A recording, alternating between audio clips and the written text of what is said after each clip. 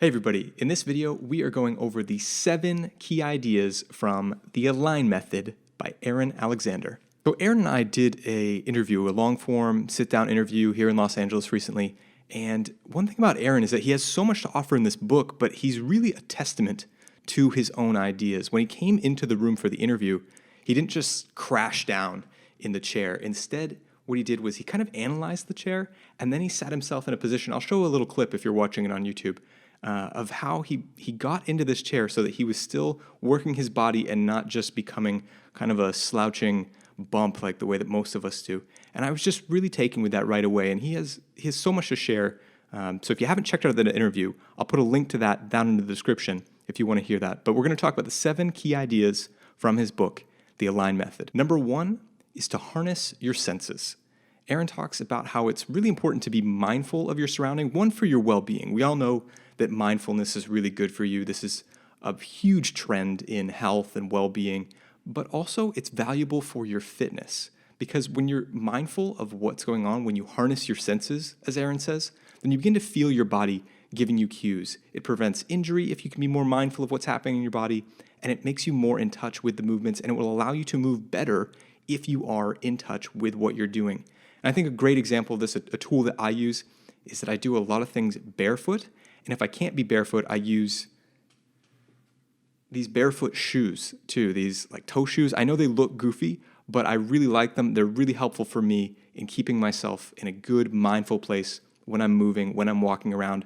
I used to be a long distance runner in college and run like 100 miles a week in my shoes with big, puffy foam heels and things. And I would get injured all the time. And I find now that running in these shoes where I'm more mindful or even barefoot, I have many fewer injuries.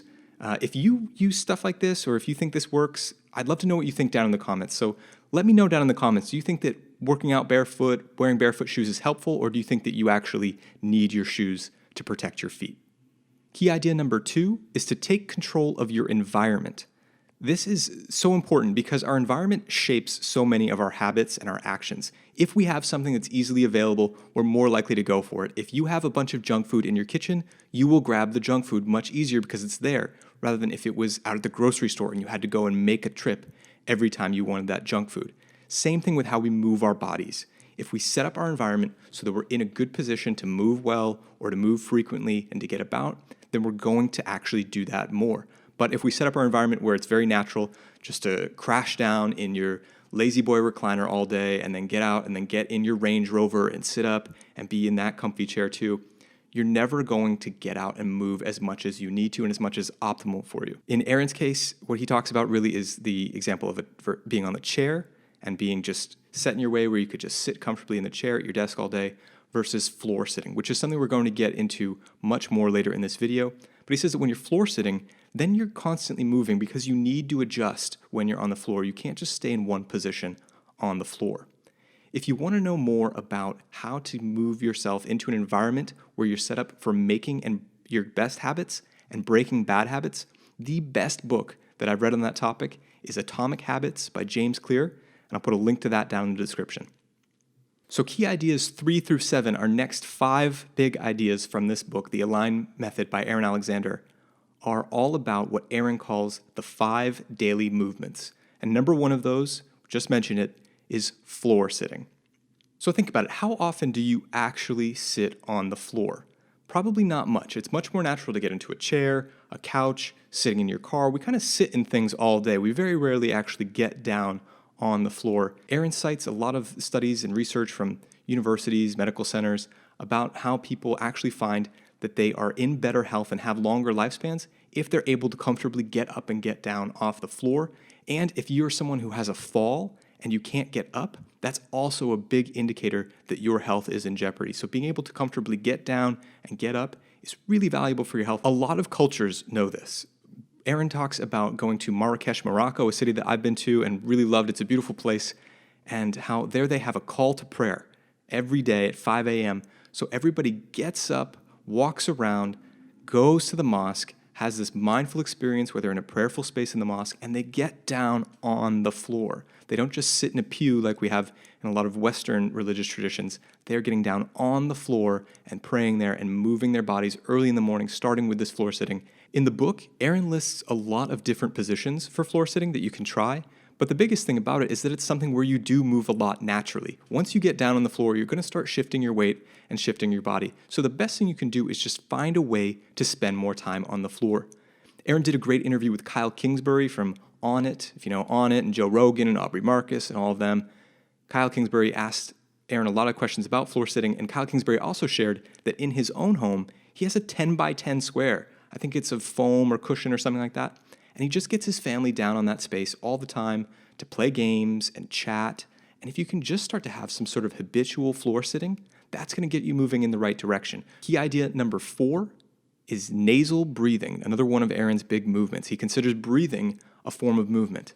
Now, you take probably 14,000 to 20,000 breaths in a day. But how often do you actually think about how you take those breaths? Maybe you should think about it more.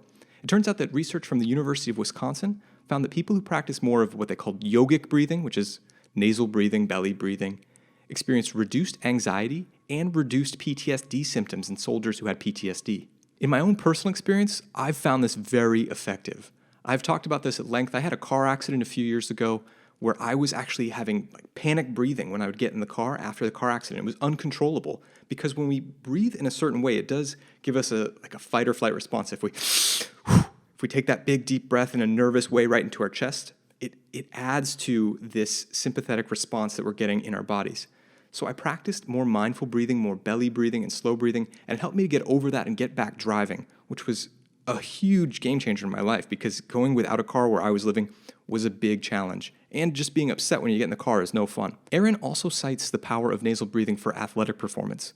And he gets into the work of Alex Hutchinson, who I've had on the podcast, and his book Endure, and also the work of Tim Noakes and the central governor theory, and how essentially when we signal our bodies through this stressed out mouth breathing right into our chest, really deep, that what we're telling our bodies is that we're in a stressed out situation, that we're in a panic response, and it makes it harder for us to keep pushing when our central governor is pushing back and saying, no, this is a bad thing, this is too much, you need to slow down.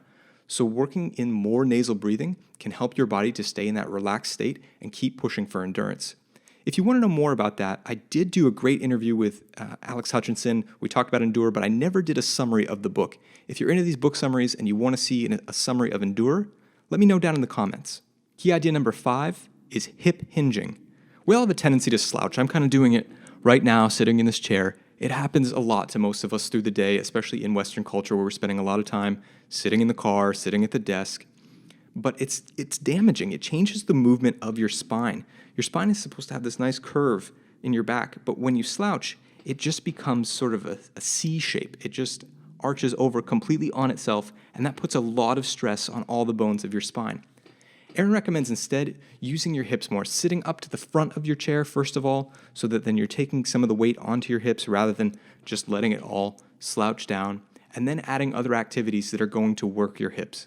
We're talking about squatting, standing with good posture, doing exercises like good mornings, things that work your hips and make you keep that good posture. Key idea number 6 is hanging, and I love this one. I love to just hang from a pull-up bar.